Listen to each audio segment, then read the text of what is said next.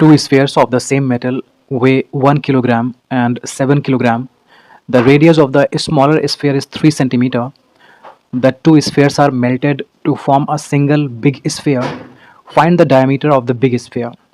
तो इन्होंने दो स्फीयर्स का मास दे दिया है 1 किलोग्राम और 7 kilogram. Okay.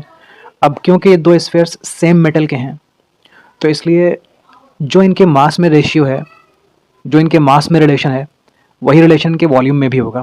Okay. For example, अगर इस फर्स्ट स्फीयर का मास 1 किलोग्राम है और सेकंड स्फीयर का मास 7 किलोग्राम है तो वॉल्यूम में रेशियो यही चलेगा. आप देखो, इस मास का 7 टाइम्स ये मास है ना, तो वॉल्यूम में भी रेशियो ही चलता है. ओके. फॉर एग्जांपल, ये वॉल्यूम है स्मॉलर स्फीयर का और ये वॉल्यूम है बिगर स्फीयर का. तो जो बिगर स्फीयर का वॉल्यूम होगा ना, ये होगा 7 times of the volume of smaller sphere. Okay. दोबारा से समझ लीजिए, जब सेम मेटल से कोई दो स्फीयर्स बनाए जाएंगे या दो कोन्स बनाए जाएंगे या दो सिलेंडर्स बनाए जाएंगे तो जो उनके मास में रेशियो होगा, जो उनके वेट में रेशियो होगा, वही वॉल्यूम में रेशियो होगा. तो आप देख सकते हैं कि सेकंड स्फीयर का मास फर्स्ट स्फीयर के मास का 7 टाइम्स है, तो वॉल्यूम भी 7 टाइम्स ही होगा. अब क्या वॉल्यूम है तो हमको नहीं पता है, लेकिन वॉल्यूम 7 टाइम्स रहेगा, इतना हमको मालूम है. ठीक है जी, शुरू करते हैं. अब इन्होंने बोला है जो स्मॉलर स्फीयर है उसकी रेडियस 3 है. ओके. ये छोटा स्फीयर है and its radius is 3. This radius is 3 centimetres. Okay. ये जो बड़ा स्फीयर है इसकी रेडियस हमको नहीं मालूम है, तो इसकी रेडियस को हम कैपिटल आर मान लेते हैं. ठीक है ना. ओके. सबसे पहले मैं इस छोटे स्फीयर का वॉल्यूम पता कर लेता हूँ. Volume of smaller sphere. Smaller sphere, sphere का वॉल्यूम निकालने के लिए जो फॉर्मूला होता है ये होता है 4/3 पाई आर क्यूब. तो आप लिखें 4/3. पाई को आप 22/7 लिख सकते हैं या पाई ही लिखा रहने देते हैं. और रेडियस है 3 तो आप 3 क्यूब लिख दें. 3 इंटू 3 इंटू 3. 3 1 टाइम्स हो गया कैंसिल. तो यहाँ में मिलेगा 4 3 times is 12, 3 times 36. 36 pi centimetre cube. This is the volume of smaller sphere. अब बिगर स्फीयर का जो वॉल्यूम है वो स्मॉलर स्फीयर के वॉल्यूम का 7 टाइम्स है. 7 टाइम्स है मतलब वो हो जाएगा 7 into volume of smaller sphere. तो volume of bigger sphere, volume of bigger sphere will be 7 times volume of smaller sphere.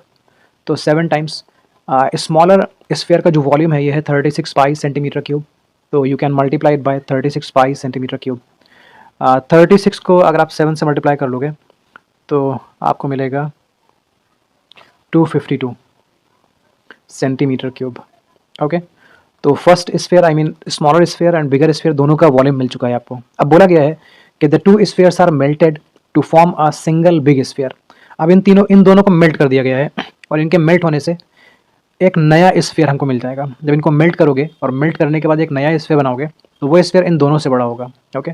तो वो जो नया स्फीयर है उसका डायमीटर फाइंड करना है. तो मान लेते हैं वो जो नया स्फीयर है वो ये स्फीयर है. ओके. और इसकी रेडियस को हम मान लेते हैं, let the radius be small r मान लेते हैं या आर डैश मान लेते हैं. ठीक है ना. तो आपको ये मालूम है कि फर्स्ट टू स्फीयर्स को मेल्ट कर दिया गया है. Okay. This sphere and this sphere has been melted and हमें ये स्फीयर मिला है. तो जिन स्फीयर्स को मेल्ट किया गया है उन दोनों का कंबाइंड वॉल्यूम इस अकेले के वॉल्यूम के इक्वल होगा. मतलब volume of smaller sphere plus volume of bigger sphere is equals to volume of this new sphere. अब इन दोनों का कंबाइंड वॉल्यूम क्या होगा? आप इस स्मॉलर स्फीयर का वॉल्यूम था 36 पाई सेंटीमीटर क्यूब. बिगर स्फीयर का वॉल्यूम था 252 पाई सेंटीमीटर क्यूब. ये यहाँ पर पाई भी है, मैंने मिस कर दिया है. This is pi. And volume of new sphere, तो नए स्फीयर का वॉल्यूम होगा 4/3 pi r dash cube. Clear है भाई?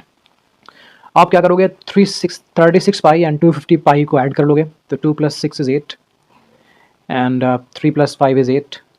We are getting 288 pi which is equals to 4/3 pi r dash cube.